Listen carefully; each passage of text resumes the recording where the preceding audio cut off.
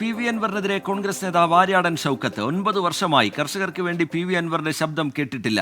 കോൺഗ്രസ് നിരവധി സമരങ്ങൾ ചെയ്തു, അപ്പോഴും അൻവർ മിണ്ടിയിട്ടില്ല എന്നും ആര്യാടൻ ഷൗക്കത്ത് കുറ്റപ്പെടുത്തി. കഴിഞ്ഞ 9 വർഷമായി നിലമ്പൂരിലെ കർഷകർക്ക് ഈ കാട്ടാൻ അക്രമത്തിനെതിരെ നമ്മൾ വലിയ ജനകീയ സമരങ്ങൾ നടത്തി.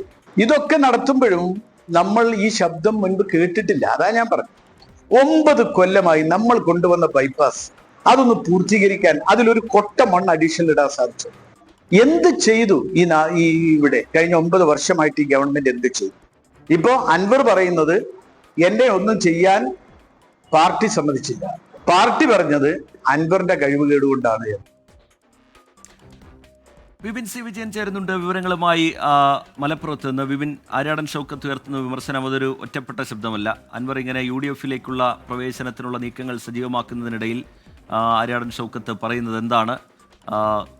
നിലമ്പൂരിലെ ജില്ലയിലെയൊക്കെ കോൺഗ്രസ് നേതാക്കളുടെ ഇതുമായി ബന്ധപ്പെട്ടുള്ള വികാരം എന്താണ്? വിപിൻ സി വിജയൻ.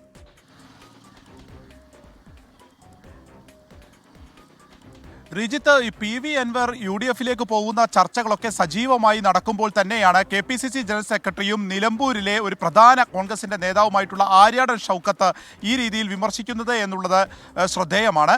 കാരണം ഈ മലയോര മേഖലയുടെ പ്രശ്നങ്ങളിലേക്ക് ഇറങ്ങാൻ PV അൻവർ വൈകിപ്പോയി എന്നുള്ളതാണ് അദ്ദേഹത്തിന്റെ ആദ്യത്തെ വിമർശനം. കാരണം കോൺഗ്രസ് ഇതിനു മുൻപ് ഈ കാട്ടാന ആക്രമണത്തിലൊക്കെ വലിയ രീതിയിലുള്ള പ്രക്ഷോഭങ്ങൾ നടത്തിയിരുന്നു. അന്ന് ഈ ശബ്ദം കേട്ടിട്ടില്ല. ഒപ്പം തന്നെ കരിമ്പുഴ വന്യജീവി സങ്കേതത്തെക്കുറിച്ചിട്ടുള്ള അതിന്റെ പ്രശ്നങ്ങൾ വന്നപ്പോൾ ആര്യാടൻ മുഹമ്മദ് എതിരെ സംസാരിച്ചിരുന്നു. പക്ഷേ അപ്പോഴും PV അൻവർ മിണ്ടിയിട്ടില്ല.